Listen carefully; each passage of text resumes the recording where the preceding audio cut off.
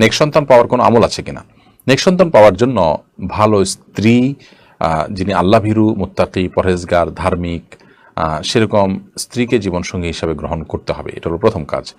দ্বিতীয় কাজ হলো স্ত্রী সবার সময় আল্লাহ সুবহানাহু ওয়া তাআলার কাছে একটা দোয়া পেশ করতে হয়, আল্লাহুম্মা জান্নিবনা ওয়া জান্নিবিশ শাইতানা মা রাযাকতানা। আল্লাহ আমাদেরকে শয়তান থেকে এবং আমাদেরকে যে সন্তান আপনি দান করবেন সেই অনাগত সন্তানকেও আপনি শয়তান থেকে রক্ষা করবেন। এর মাধ্যমে কিন্তু সন্তান যেন নেককার হয় সেই দোয়াই আল্লাহ তাআলার কাছে করা হয়।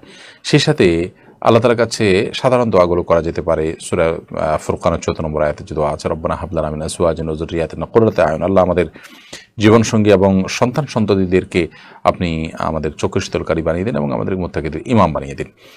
দোয়া করা যেতে পারে। এর বাইরে নির্দিষ্ট করে আলাদা নেক সন্তান পাওয়ার জন্য, সন্তান হচ্ছে না, সন্তানহীনতা দূর করার জন্য, ছেলে সন্তান হচ্ছে না সেটি হওয়ার জন্য, বা ভালো সন্তান আল্লাহর সন্তান যেন হয় সেজন্য আল্লাহ তাআলার কাছে নির্দিষ্ট ফরম্যাটের দোয়া করতে পারেন, সাধারণ ফরম্যাটের বাইরে।